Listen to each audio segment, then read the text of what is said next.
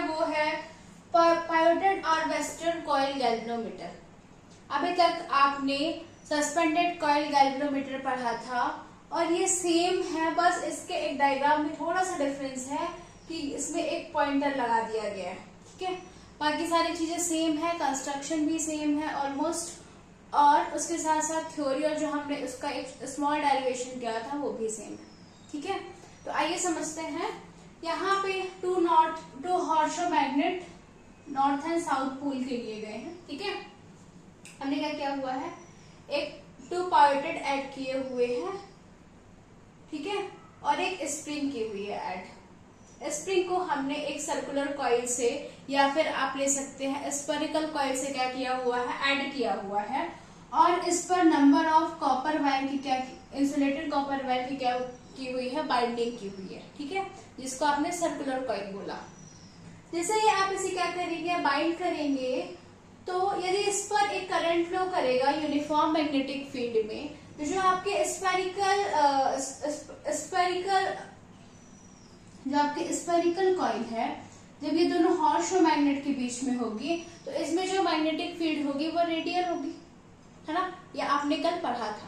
तो आइए इसका एक बार स्ट्रक्चर देखते हैं कि जब हम 2 हॉर्सो मैग्नेट नॉर्थ और साउथ पोल के लेंगे और उसके बीच में एक स्फेरिकल कॉइल रखेंगे, जिसका जो फ्रेम होगा वो एल्यूमिनियम का होगा और उसके अराउंड में कॉपर वायर की क्या होगी, बाइंडिंग की हुई होगी कॉइल की, और इस आपकी कॉइल को हमने स्प्रिंग से ऐड किया और स्प्रिंग को टर्मिनल T1 से ऐड किया हुआ है और इसे पायोडेड से हैंग किया है। ठीक है, और इसी तरह इसके एक्सियल को नीचे साइड स्प्रिंग से ऐड किया है और स्प्रिंग को टर्मिनल T2 से ऐड किया हुआ है और अगेन इसको क्या किया है, पायोडेड किया गया है। आपको पता है कि जब भी कोई करंट कैरिंग वायर या कंडक्टर यूनिफॉर्म मैग्नेटिक फील्ड पर होता है, तो उस पर एक क्या होता है, उस पर एक टॉर्क प्रोड्यूस होता है जो कि उसे क्या करता है, रोटेट करता है ना। तो इसी तरह यहाँ पे भी जैसे ही आप करंट कैरिंग वायर में करंट को पास कराएंगे, तो ये दोनों मैग्नेटिक यूनिफॉर्म मैग्नेटिक फील्ड पे होगा, तो ये क्या करेगा, कंटिन्यूअसली रोटेट करेगा।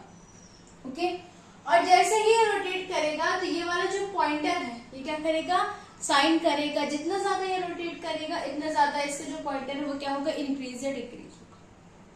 ठीक है, और इसमें जो इसकी जो मैग्नेटिक फील्ड होगी वो क्या होगी, यूनिफॉर्म मैग्नेटिक फील्ड होगी।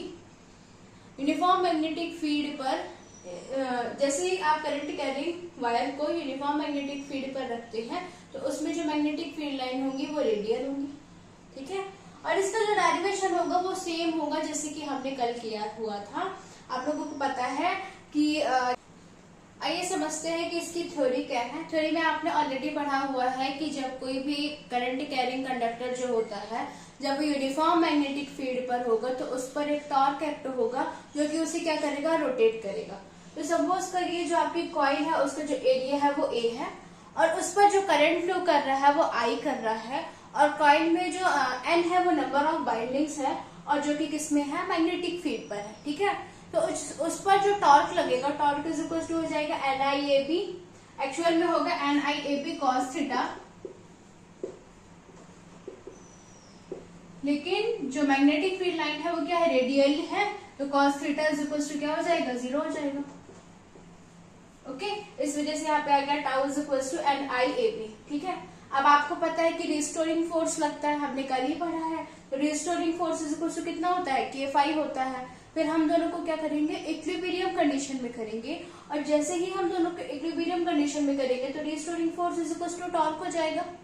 ठीक है, तो रिस्टोरिंग फोर्स कितना है, K5 is equal to NIAB, phi की वैल्यू निकालेंगे तो NIAB अपॉन K, मतलब कि जैसे किसी भी कॉइल में क्या होगा, रिस्टोरिंग फोर्स या फिर नंबर ऑफ कॉइल्स इंक्रीज होंगी, तो आप जैसे करंट इंक्रीज होगा वैसे उसकी क्या होगा, रिस्टोरिंग फोर्स या फिर नंबर ऑफ कॉइल्स भी क्या होंगी, इंक्रीज होगी। मतलब कि नंबर ऑफ कॉइल्स जो है वो आपके करंट पर डिपेंड करती है, या फिर आपका रिस्टोरिंग फोर्स जो है वो आपके करंट पर डिपेंड करता है। ठीक है, और ये जो रिस्टोरिंग फोर्स है वो करंट पर डिपेंड करेगा, और इसका जो रोटेशन है वो भी किस पर डिपेंड करेगा, वो भी आपके करंट पर डिपेंड करेगा। ओके, आई होप कि आपको समझ आया होगा। थैंक